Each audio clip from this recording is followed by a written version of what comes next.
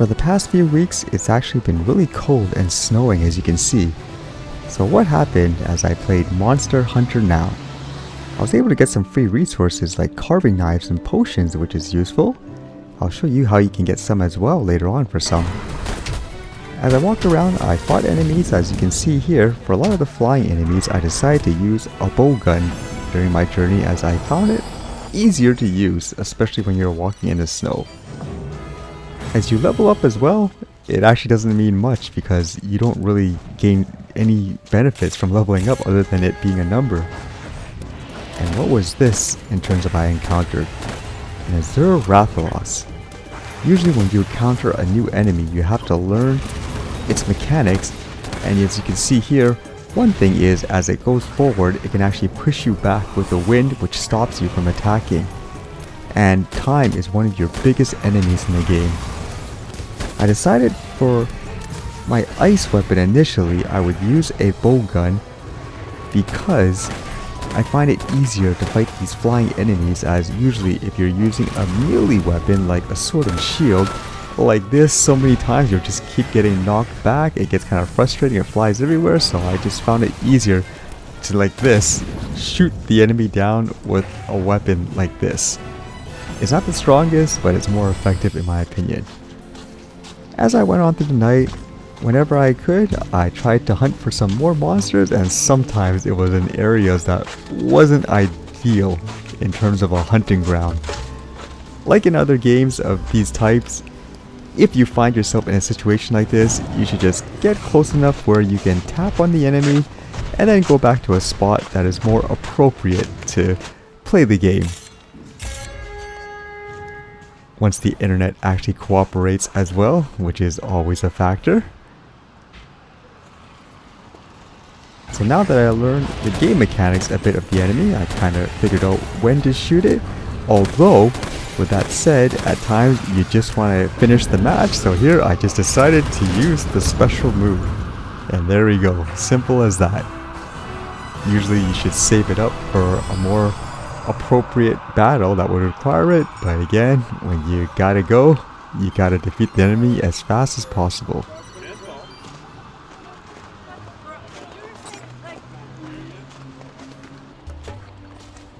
And in trying to finish the quest, you have to defeat different types of enemies, and again, for these types of enemies I decided to use the bow gun, except here you have to actually use a different element, and in doing so you can basically inflict more damage on the enemies.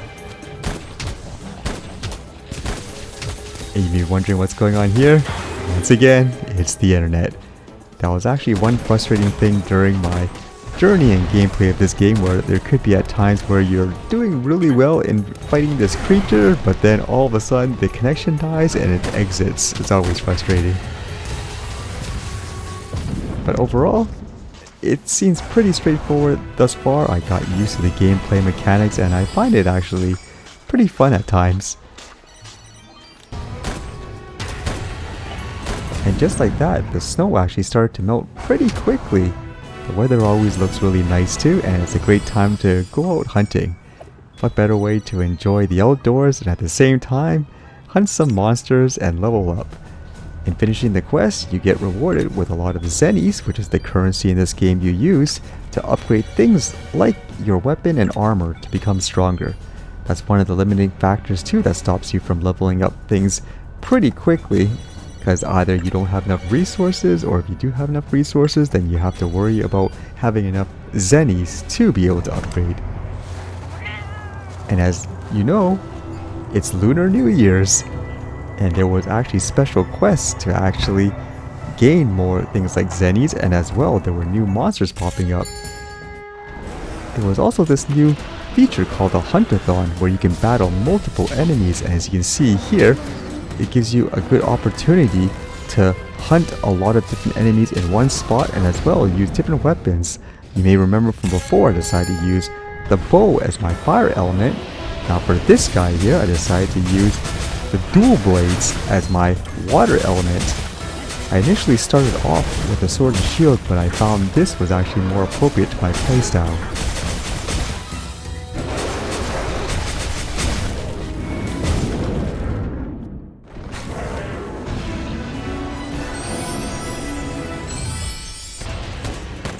this was a new enemy, Pink Rathian. It's one of those themes during these times because it is the Year of the Dragon for Lunar New Year's, so I suppose that's why they released a lot of these dragons during these times. And again, I found it pretty straightforward in terms of using the bow gun. Now this is a weaker version of the enemy, as you can see, it's 5 stars, so it's a good way to practice. And as well, like in this case here, I was actually just staying in one spot to play these hunt-a-thons, so it's pretty straightforward. It's almost like playing a regular video game.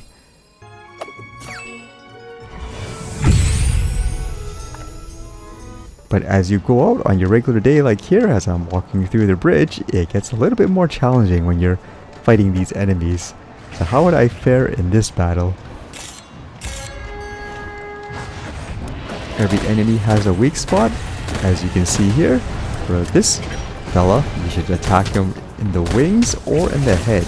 You can usually tell if you're hitting them in the right spot because the numbers light up, as you can see, with the darker orange type of color. And as well, a good hint if you're using a ranged weapon on whether or not you're in the right proximity to attack them, your target will be yellow in terms of the color versus white. If it's white or gray, that means you're too far out or potentially too close, depending on what you're using to inflict the most damage.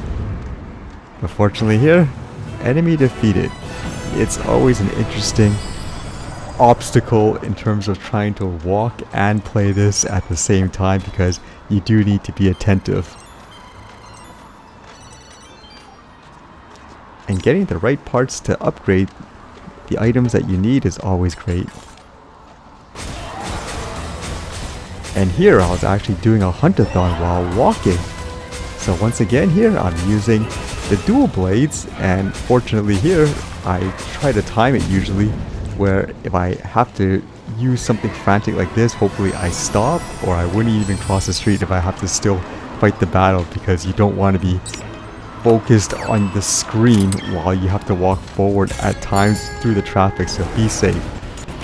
And here's an enemy where I used the firebolt, and this one specifically, as you can see how many parts I was able to break on the monster. For this bolt in particular, it's a spread shot, so it hits multiple areas, so for this enemy it's actually perfect.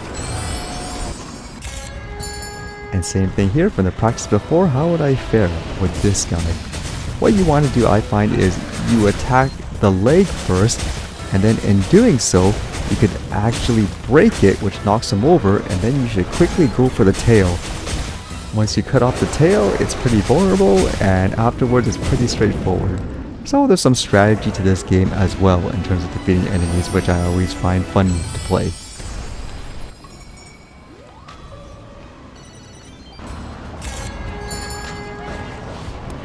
Once again, with the flying monsters, I continue to use the bow gun. Some people would say you should use something stronger, for example, like the swords or potentially the hammers. I just find when you're walking around, you don't have as much time to focus, whereas here, I could just keep blasting the enemy, just dodge left and right while walking. I just find it a lot easier again.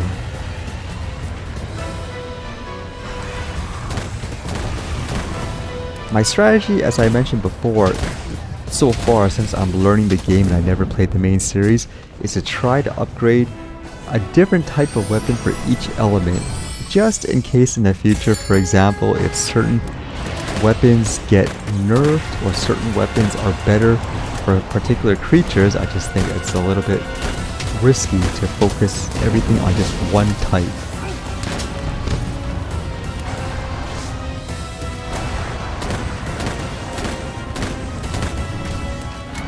I think the only weapon that I regret upgrading, or not regret, but it might have been better to get the ice bow instead of the ice bow gun. I find that the bow guns, they don't do as much damage, and for certain enemies like the Diablos, you need a stronger hitting weapon, so an ice bow would have been potentially better, although for these enemies, when it comes to things like lightning, it seems to do fine so far.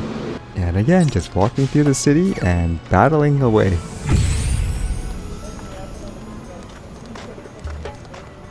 I find here that I often have to upgrade weapons even if I don't necessarily use them just because of the limited inventory space.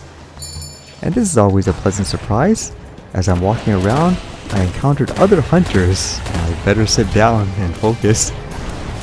It's really neat being able to play with other players at times. Like here, they could be the ones taking the attention for the monster, and you could help out by just blasting away if you're in range.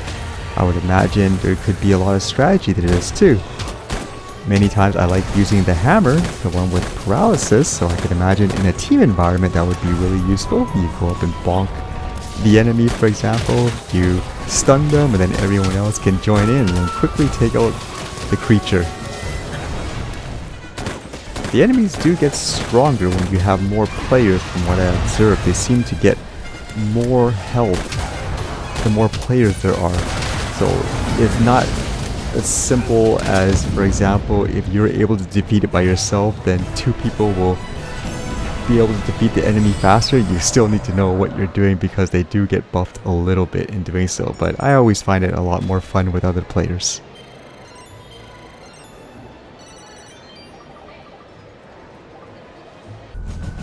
And as the days went by, I was collecting all the items to finish the quests, and as you can see, there was a long list of them.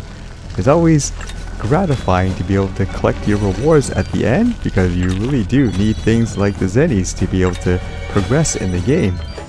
Another level up.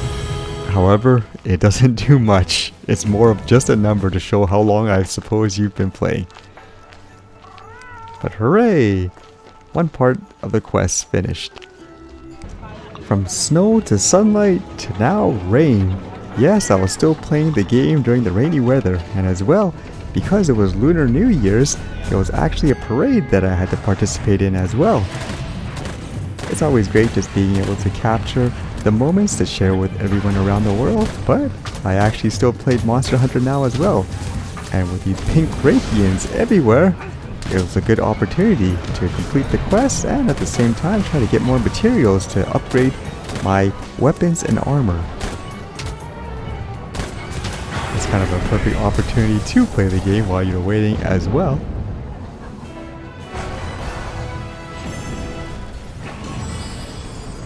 I didn't find actually as many players around these areas. Usually I always find indoors for some reason. There's actually more hunters around. Maybe it's just because people are more comfortable playing in a team environment during those times. But either way, even when you're soloing, if you have the right gear, you can take out the enemies pretty easily, while at the same time enjoying the celebrations like you can see here. I guess these guys are practicing to use the hammer, huh?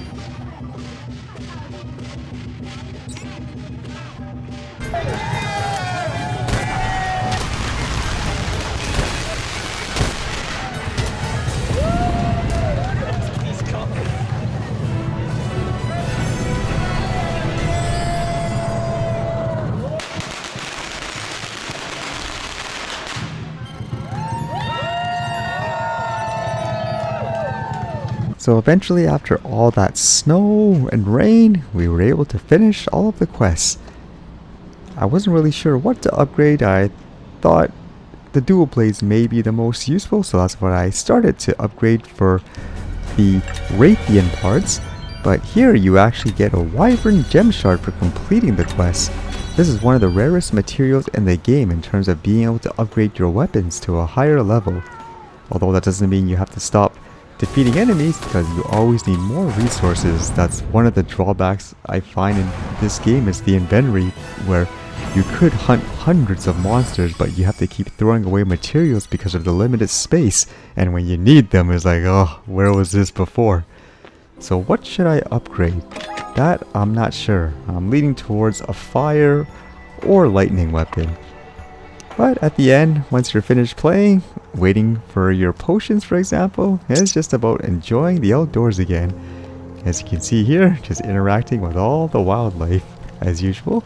And for getting some free carving knives and potions, if you're wondering how I was able to get that in the beginning, you can actually get it for free if you have Amazon Prime. They have this little gaming section where for many games, for example, like Pokemon Go, you could actually get free items. And so in this game, you have until I believe about March 17th of this year 2024, where all you need to do is log in, redeem the code, and you'll get the items for free. So just something a little extra for anyone who wants some free resources for Monster Hunter Now. Until next time.